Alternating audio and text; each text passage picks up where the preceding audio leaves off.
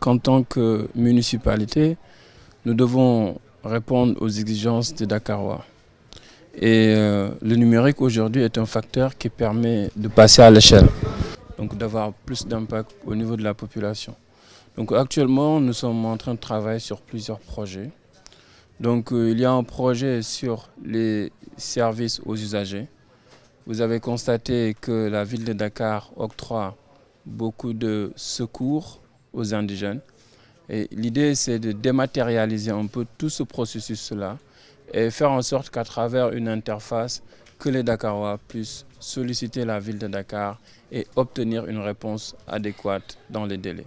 Nous avons également une seconde partie qui est plutôt relative au fonctionnement en interne. Donc l'idée là également, c'est de dématérialiser les processus qui existent au niveau des directions et de générer des indicateurs de pilotage qui vont faciliter l'aide à la décision. Le second volet sera plus relatif à l'employabilité. Autrement dit, ce qu'il faut savoir, c'est qu'actuellement, il y a 10 millions de postes dans le numérique à pourvoir dans le monde. Et l'employabilité constitue un véritable problème à Dakar. En ce sens, d'ici la fin de l'année, nous avons prévu de former 500 jeunes sur la certification AWS. Nous avons également d'autres projets très structurants sur la partie employabilité. Et le dernier volet va consister à réduire la facture numérique. Il faut savoir qu'aujourd'hui, avec la ville de Dakar, nous gérons pas moins de 60 000 points lumineux. C'est une occasion pour utiliser le LiFi, plutôt la technologie LiFi, qui va permettre aux Dakarois d'avoir accès à Internet. Donc cette technologie va s'adosser au système de relamping et permettre aux Dakarois de réduire considérablement la facture numérique. Donc je vous ai fait un résumé des différents volets qui ont été abordés, mais il faut savoir que tous ces projets-là concourent à positionner Dakar dans l'écosystème des Smart Cities.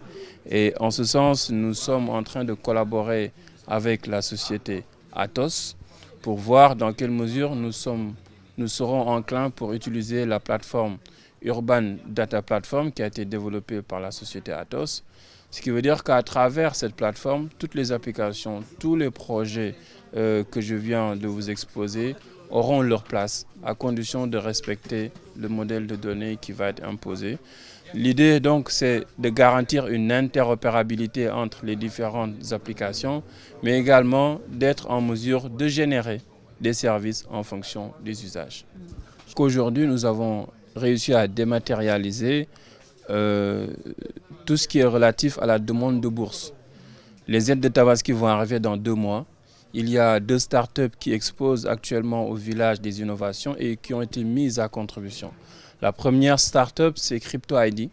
Donc, ils vont se charger de gérer en back-office tout ce qui est identité numérique.